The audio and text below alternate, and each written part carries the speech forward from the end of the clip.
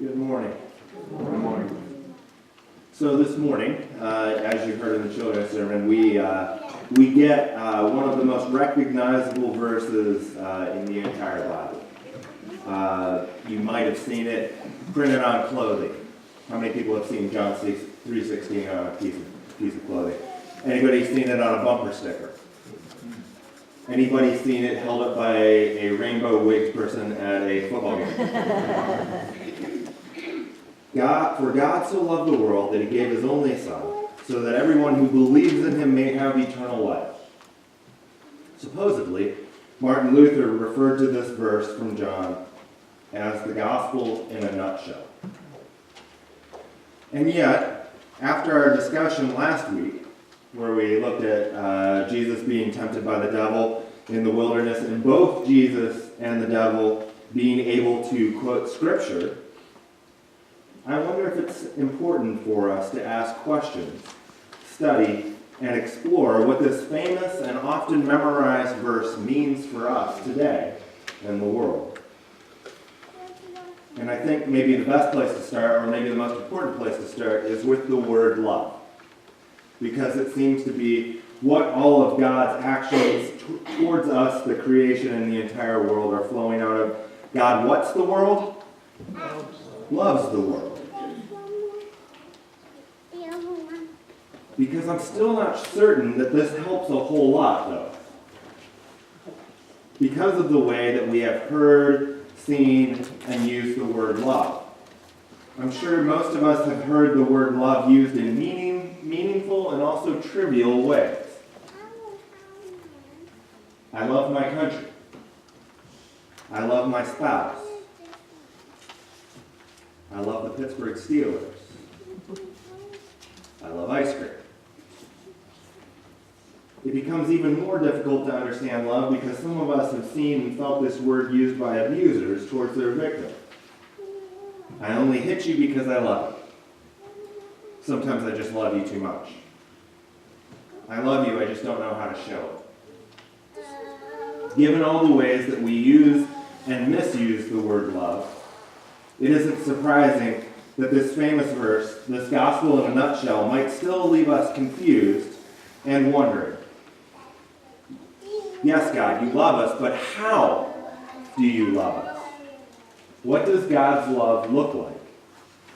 Is God's love conditional? Does God love us only when we are being good and being nice? Because I think too many of us understand conditional love.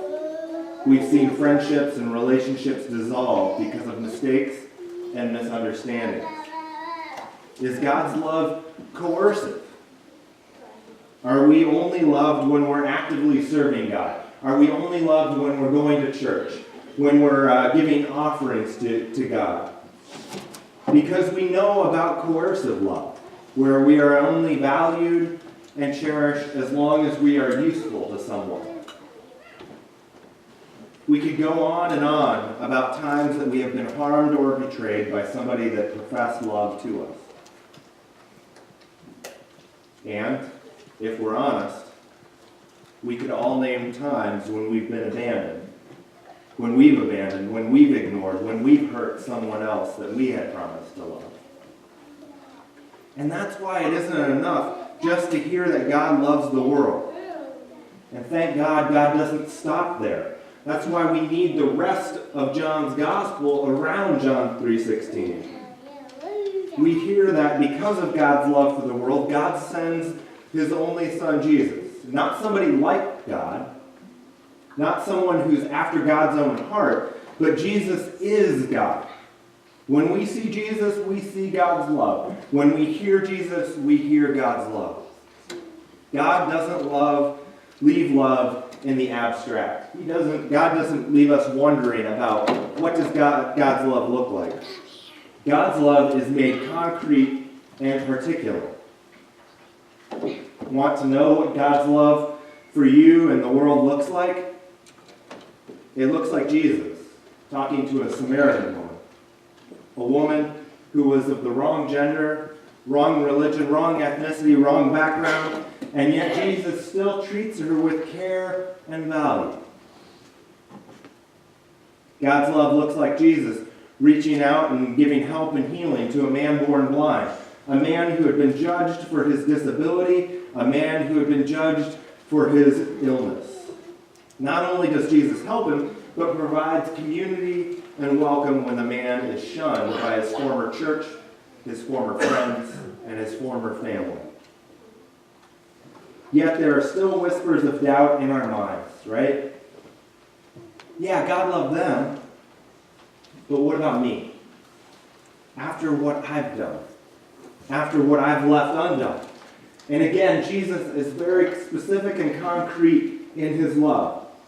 Jesus goes to the cross when all are shouting, "Crucify him," when all have abandoned and betrayed him, and when no one believes in him or his mission of love.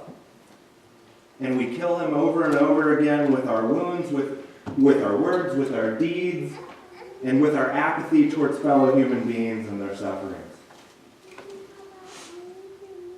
But God's love can't stay dead. It won't stay dead. On the third day, Jesus rose, not because of our belief. Jesus rose in spite of our belief. God pursues us even when we don't, maybe even especially when we don't deserve it. Today, God tells us that he loves us and shows us what that love looks like. It looks like feeding the hungry. It looks like sitting with the outcast. It looks like healing and helping the sick and the disabled. It looks like dying alone on a cross, so no one will ever have to die alone again. And the best news is that God's specific and concrete actions of love are not something that stop with the stories of the Bible. God's love continues to be poured out through the Holy Spirit, through the Christian church, through you. If someone you knew asked you, "What does God's love look like?" what would you say? Does it look like a meal made and delivered to a family that's going through a crisis or the death of a loved one? Does it look like a baptismal font or a communion table that is open to any and all? Does it look like a garden planted and cared for miles away from our church building? Because if it were here on our property, there would be no way for poor people to get to the food. Yes, God's love looks like all of those things, but so many more examples in your everyday and ordinary acts of love and service, in your families, in your homes, in your communities. I gave the kids stickers because I don't have the funds to give you what I want of you for the rest of the week. All right. So you have a job as well. Most of you have one of these, right? Most of you anymore, there are a few exceptions and you get a pass, most of them take pictures. What I want to challenge us for is to take pictures of where we see God's love in the world and to post it on our Facebook page. If you don't have Facebook, you can send it to me, I'll do it for you, I'll make it work. Most of you do though, I follow you. So with that, post it up because I want to see there's so many times that people say, "Oh, the world these days. Oh, there's so much bad happening in the world." There is so much good. There is so much love being poured out. And this Lenten season, I want to see this week, I just want to see pictures over and over again of love being poured out. I want to see pictures of an acolyte lighting her first candles. I want to see pictures of our assisting ministers who is assisting for the first time reading the prayers. I want to see pictures of where you see God in the world, so that the world is constantly reminded of God's endless love for it. Thanks be to God and amen.